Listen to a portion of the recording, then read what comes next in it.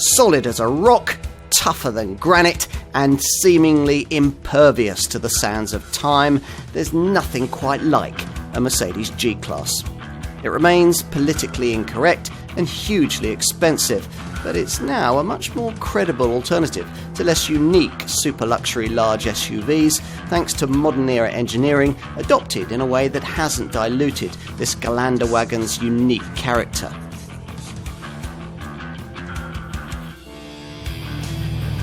The Mercedes objective with this new era G-Class was to make it viable as an only car, something the older model never was. Now you'd think this one might still struggle in that regard too.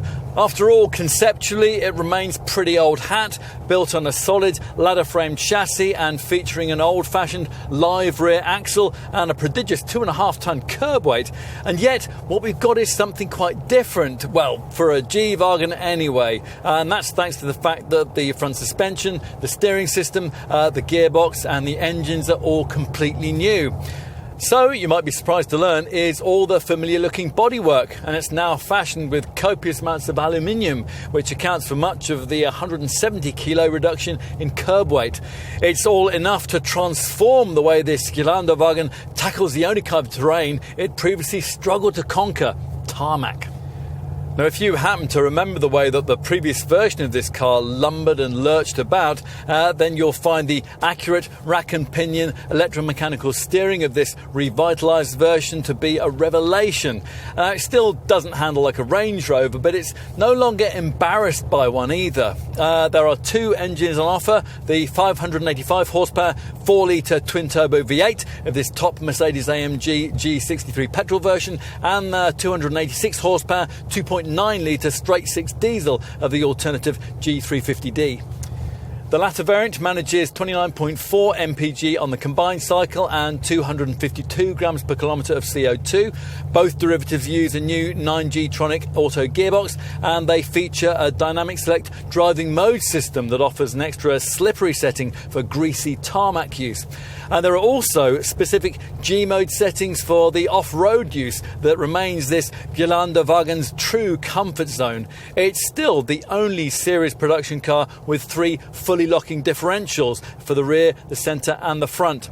Plus there's a proper low-range gearbox and up to 241mm of ground clearance. As a result, almost nothing that you could attempt will defeat it. By anyone's reckoning, this is an unlikely fashion accessory. Yet, despite a set square shape with the aerodynamic qualities of a semi-detached house, that is exactly what this G-Class has become. This modern-era version is still known by brand loyalists as a W463 series model, but it's very different to earlier Geländewagens that shared that classic designation, the completely new body being 53mm longer, 64mm wider and 15mm taller than before, and built of different grades of steel, with aluminium now adopted for the wings, the bonnet and the doors. As ever though, it's still handcrafted for Mercedes by Magna Steyr in Graz, Austria, each G taking over 140 hours to produce. So, what's it like at the wheel? Well, you certainly know you're in a new era G-Wagen here, primarily because this modern model features the widescreen cockpit display that we've previously seen in all of Mercedes' more conventional large models, with a 12.3-inch central command infotainment screen bonded seamlessly to a digital instrument display of the same size. A more characteristic G-Wagen feature is this huge, great old-fashioned dash-mounted grab handle. Plus, to build on the exterior theme, there are little square dash-top speakers to reference the front indicators, and there are circular vents to replicate the shape of the headlights. Build quality, that's vastly improved, and it's a lot more spacious than a G-Wagen ever has been before. As before, the driving position is satisfyingly high and commanding, and there's virtually no distance at all from the dash to the upright windscreen, all of which is very much a part of the old school feel. Okay, let's move rearwards.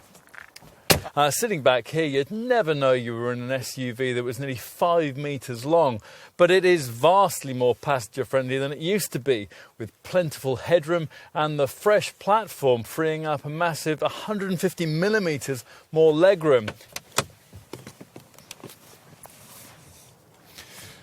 Forget any thoughts of being able to have fold-out third-row seating. You'd need much greater interior space efficiency than this car can provide in order to be able to accommodate that.